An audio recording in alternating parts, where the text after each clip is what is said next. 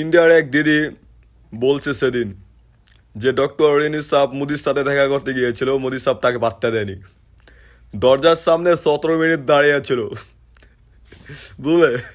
17 minute doctor Yunus সাহেব দাঁড়িয়েছিল মোদির সাথে 1 মিনিট দেখা করার জন্য।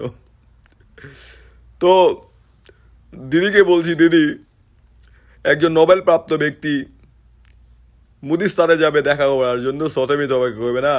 আরে কিসের জন্য গিয়েছিল আমাকে তো শোনো, বললে বাড়ামি ছাড়ো, বাড়ামি ছাড়ে সঠিকটা শোনো। আমি বলছি সঠিকটা। মনে করো যে মোদিকে কয়েকবার মনে করো যে থ্রেট দিয়েছে, এ মোদি তুমি মুসলমান হয়ে যাও, মুসলমান হয়ে যাও, বুঝলে? বাড়াগিরি বাদ দিয়ে মুসলমান হয়ে যাও, না হলে কিন্তু এই যে আসবো, হ্যাঁ আমাদের এখানে হাজাম পাওয়া যায়, হাজাম শূন্যতে খতনা উড়িয়ে দিব, শূন্যতে খতনা করিয়ে দিব, করিয়ে ছাড়বো, বুঝলে? তুমি বাড়াগিরি ছাড়ো, বুঝলে দিদি? দিদি তোমাকেও বলছি, বুঝলে? আমাদের এখানে মেয়েদেরকেও কিন্তু শূন্যতে খতনা করা যায়, বুঝলে? তাদের আলাদা বিষয় হবে। তোমাকেও নাহলে খতনা করিয়ে দেবো, বললে? কথাটা মাথায় রেখো, বুঝলে? মাথায় রেখো।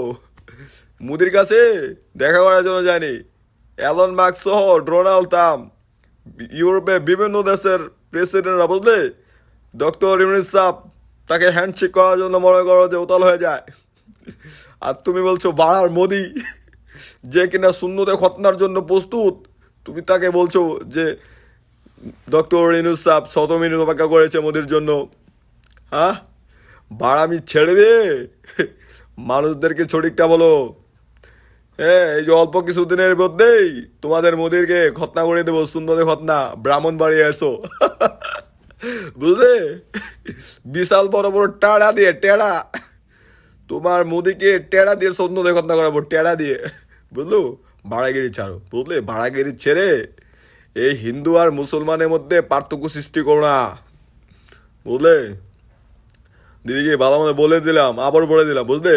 বাড়াগিরি ছেড়ে দাও, বাড়াগিরি ছেড়ে দাও, তাহলে ভালো হবে না। মুদি যখন শূন্যতে খতনা হয়ে যাবে না, দেখবি একে একে সব শূন্যতে খতনা করা শুরু করেছে নিজেরটা নিজেই। ভালো থেকো, পরেরটা পরের ভিডিও আসবে, পরের ভিডিও আসার জন্য অপেক্ষা করো।